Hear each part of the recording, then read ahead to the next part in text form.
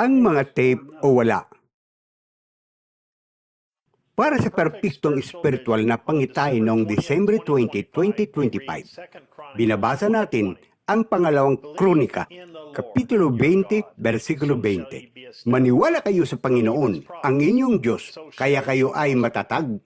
Naniwala sa kanyang mga propita, kaya umunlad, at binabalaan ni Jesus ang mga maswayin, na mangmang sa Lucas 24, versikulo 25, upang maniwala sa lahat na sinasalita ng mga propita. Ngayon, ang mga agila nagtitipon ng magkasama sa sulat mula sa Branham Tabernacle sa Jeffersonville, Indiana. Mga minamahal, hindi nagbabago ang Diyos, hindi nagbabago ang kanyang salita, hindi nagbabago ang kanyang programa, at hindi nagbabago ang kanyang nobya. Mananatili tayo sa salita. Ito ay higit pa sa buhay para sa atin. Ito ang bukal ng mga tubig na buhay. Ang tanging bagay na inatasan tayong gawin ay ang makinig sa salita na siyang pinagtibay na tinig ng Diyos na naitala at inilagay sa mga tape. Ang tanging bagay na nakikita natin ay hindi isang krido, hindi isang grupo ng mga tao. Wala tayong ibang nakikita kundi si Jesus at siya ang salitang nagkatawang tao sa ating panahon.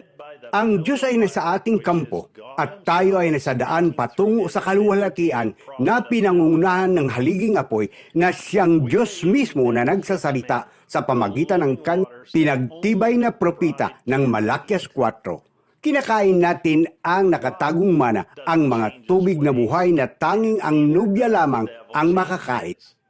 Hindi binabago ng Diyos ang kanyang mga pamamaraan at hindi rin binabago ng dyablo ang sakadya.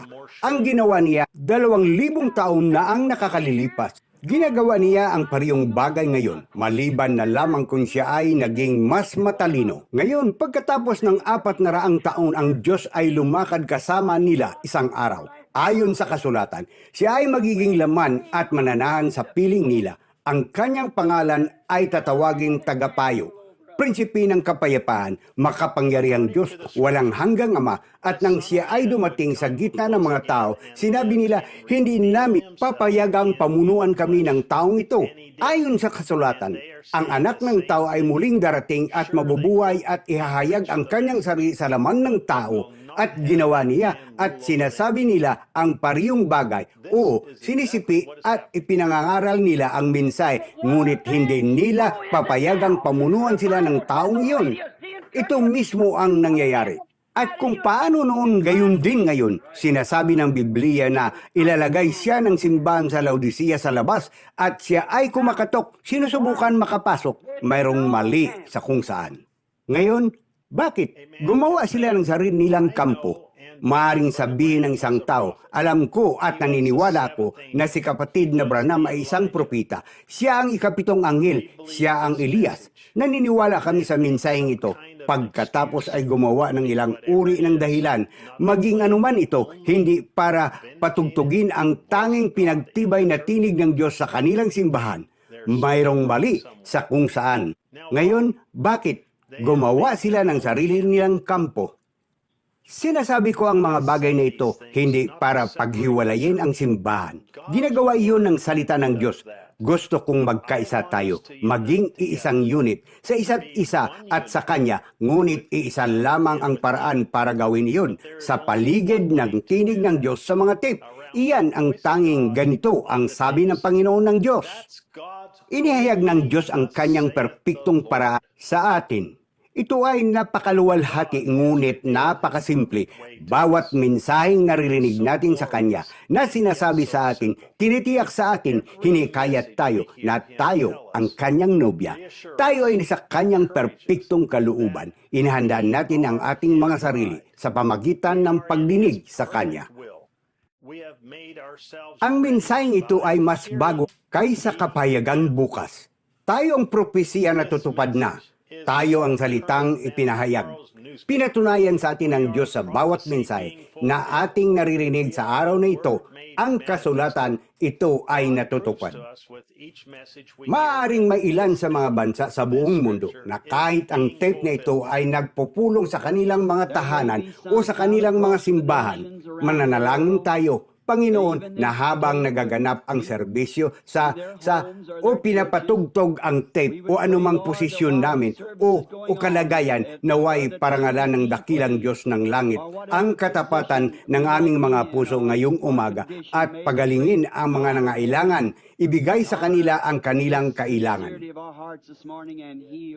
Sandali lang, ano ang propesiya at sinabi ng tinig ng Diyos sa mundo? Magpapatugtog ng mga tape ang mga tao sa kanilang mga tahanan o sa kanilang mga simbahan, ngunit tayo ay pinupuna at sinasaway sa pagsasabing hindi natin maaring magkaroon ng home tape church. Hindi kailanman sinabi ni kapatid na Branham na patugtugin ang mga tape sa inyong mga simbahan. Luwalhati sa Diyos, pakinggan ito, basahin ito, ganito ang sabi ng Panginoon. At hindi lamang niya ito sinabi, kundi sa pamagitan ng pagpapatugtog ng mga tape sa inyong mga tahanan at simbahan para rangalan ng dakilang Diyos ng langit ang katapatan ng ating mga puso at pagagalingin ang mga nangailangan at ibibigay sa atin ang anumang kailangan natin. Pinatutunayan ng isang sipi na ito na makinig ang mga tao sa kanilang mga pastor at hindi naririnig ang salita, o kung hindi ay hahamunin nila sila at patunayan sa kanila sa pamagitan ng salita na tayo ay nasa kanyang perpektong nakaluban at nasa kanyang perpektong nakaluuban na pagpatugtog ng mga tape sa kanilang mga simbahan. Hindi ako nagkakamali sa pagbanggit ng salita tulad ng sinasabi ng marami. Pakinggan at basahin ito mismo. Napakadali at napakaperpekto nito. Pindutin lamang ang play at pakinggan ang tinig ng Diyos na nagsasalita sa iyo. Sabihin ang Amen sa bawat salitang maririnig mo. Hindi mo na kailangan intindihin ito. Kailangan mo lang itong paniniwalaan.